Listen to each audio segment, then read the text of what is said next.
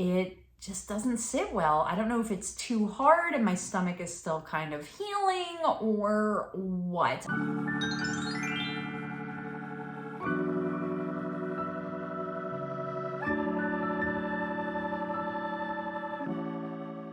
What is up, Sara Squad? Welcome back to my channel, Lose Weight Sara, where I'm on a mission to lose 100 pounds my way. Big thank you to everybody who's checking out this video. Appreciate you coming back to my channel and following along with my weight loss journey. For those of you that are new here, I have been trying to lose weight for years now. I got really super serious in April of 2020, and I started this YouTube channel really as a method of accountability. It was something I knew that I had been lacking over past attempts at weight loss. I lost about 30 pounds over 2 years on my own, and then just recently in August of 2022, I had a vertical sleeve gastrectomy, which is a weight loss surgery procedure that reduces the size of your stomach to about 20% of its original size. So here I am about, I think, 13 weeks post-op now, which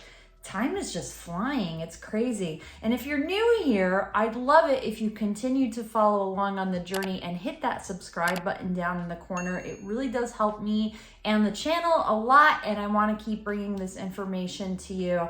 And my goal is always to be a friend for you. I really know for me that something that I knew that I needed was somebody who would hold me accountable. So that is my goal. If I can help or inspire one single person, then I have achieved my goal. I just appreciate this community so much. You've been a huge help. You keep me going when times are tough, and I just love having your support and being there to support you too, and hearing your stories in the comments on my videos. So thank you for sharing those. So this week was kind of tough. It was the week of my period. It started right in the middle of the week, and I was just kind of blah all week long. I really just didn't feel like doing much of anything. I did hit my exercise goals, but for my protein and water, I'm not gonna lie, I was slacking.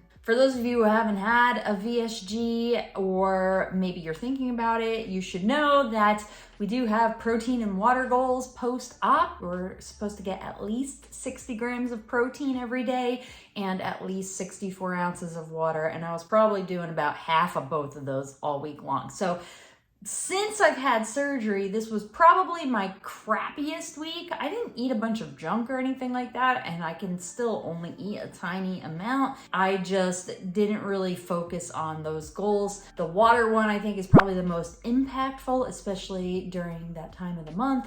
So it was just kind of like a bleh week, like just not great, but it's okay. The best thing that we can do is move on from that, take the lesson, and use that going forward. The good thing is I did still hit my exercise goal. If you have been following along, you know I'm working on the C25K or Couch to 5K program. I'm using an app called 5K Runner, and it was week 2 for me. And I have to say that, guys, I freaking nailed it. Like, no problems. And even my week 2, day 2 workout, which I'm gonna throw a few clips up here on the screen. Normally what I do when I do my running workouts is I go to the high school track that's in my neighborhood.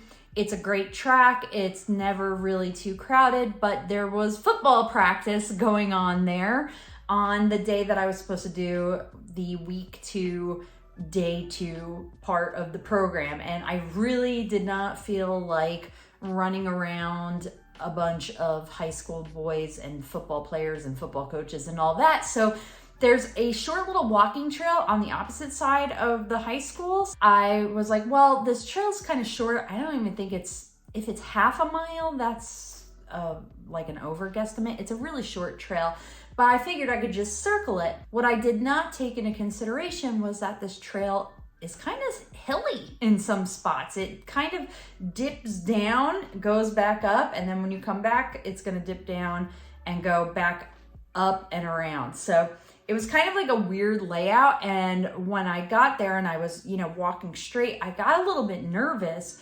because I've been doing it on the flat track, not on concrete. So there were just a few things, right? I think I've told you guys this before, but I'm a little scared of running on concrete. The last time that I did it, I was probably about 255, 260 pounds, and I got shin splints really, really bad. So since that kind of running related injury when I was heavier, I've been really scared to try running on concrete again. But I really wanted to get the workout done. I didn't want to skip it just because I didn't have access to the track. So I said, well, let me just go for it. And if I fail, then I'll try again tomorrow. It's not a big deal, right? We're just going to see what we can do. And guys, I freaking killed it. I surprised myself so much. I definitely felt running up the hills, but it didn't feel painful.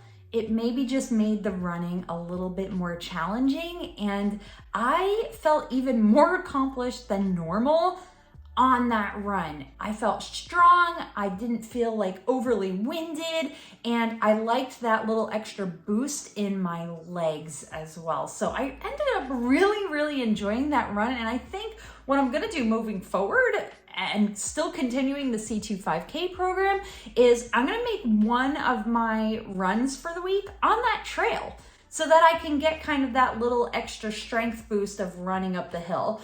And I'm excited about it. I think it's a good little challenge to throw in, and I think it changes things up a little bit too. So very excited about that. I did week 3, day 1 this morning, and I was so nervous about it, like really nervous, because it was 2 intervals of 1.5 minutes running and 1.5 minutes walking, and then 2 intervals of 2.5 minutes walking and 2.5 minutes running and 2 minutes walking. So I was really, really scared that this was gonna be hard, and I freaking nailed it again. I'm stronger than I think, and I'm running. I'm feeling more and more like I can call myself a runner now. I love you guys who are in the comments and you're like, listen, if you run, you're a runner.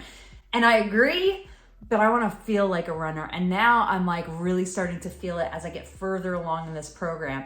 If I make it past week 3 and graduate to week 4, which is completely subjective to me and how I feel at the end of the week, this will be the furthest along I've ever gotten in a C25K program. I've never actually completed one. They're typically 6 weeks long, and the one that I'm doing right now is 6 weeks long. So I'm very excited to see where this goes over the course of the next 3 weeks and how far I can go and how much progress I can make. I'm trying to stay realistic too, not putting too much pressure on myself because it just seems unnecessary. Something I'm finding now is that I'm still really have a lot to learn about my new lifestyle with my considerably smaller tummy.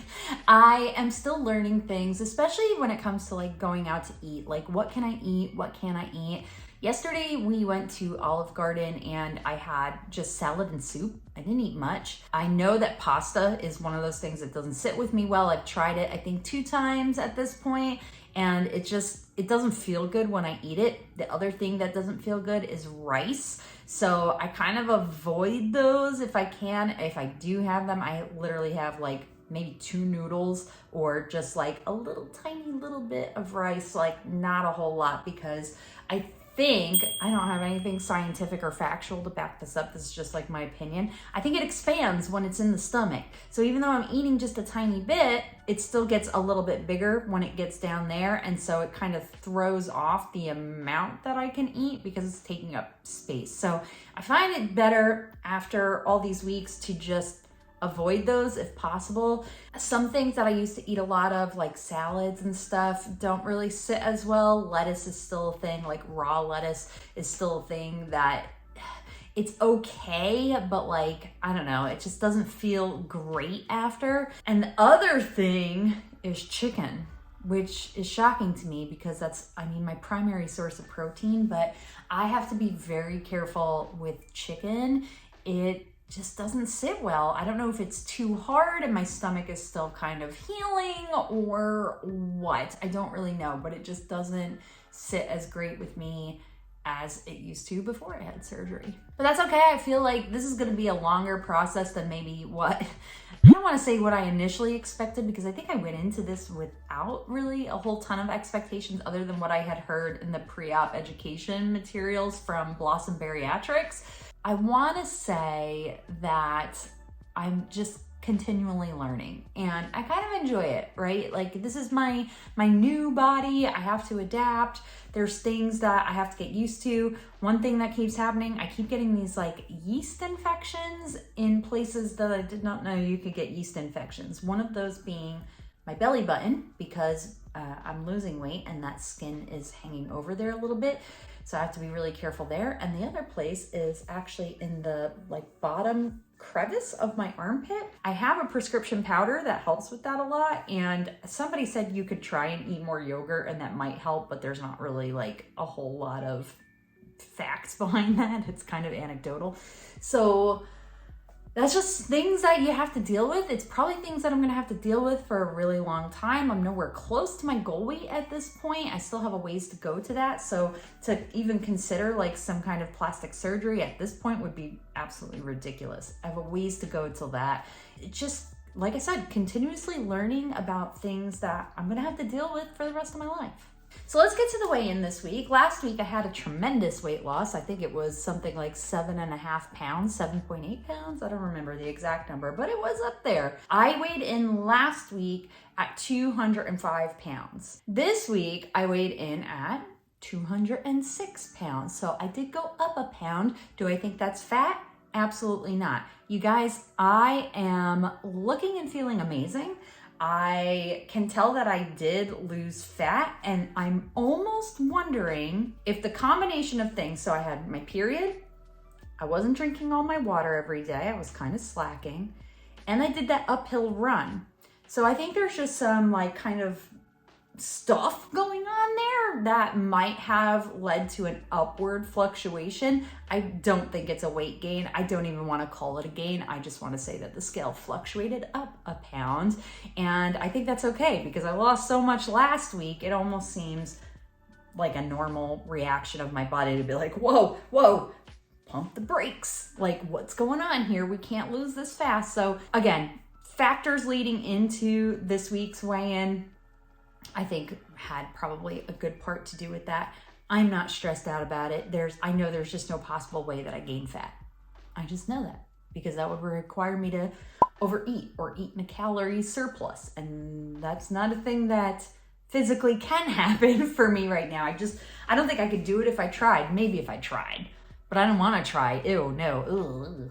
Even just thinking about it is making me like, ugh. But right now, I want to share some non-scale victories with you because I don't think I've done like a sit down chat video. So I went clothes shopping before I went to Ohio for work, and I bought size 16 jeans. And I think, and this is kind of like a bittersweet non-scale victory, I think I had my last shopping session at Torrid. I don't think I'm gonna fit those clothes for very much longer. I bought leggings, the ones I'm wearing right now actually, but these are a size 0.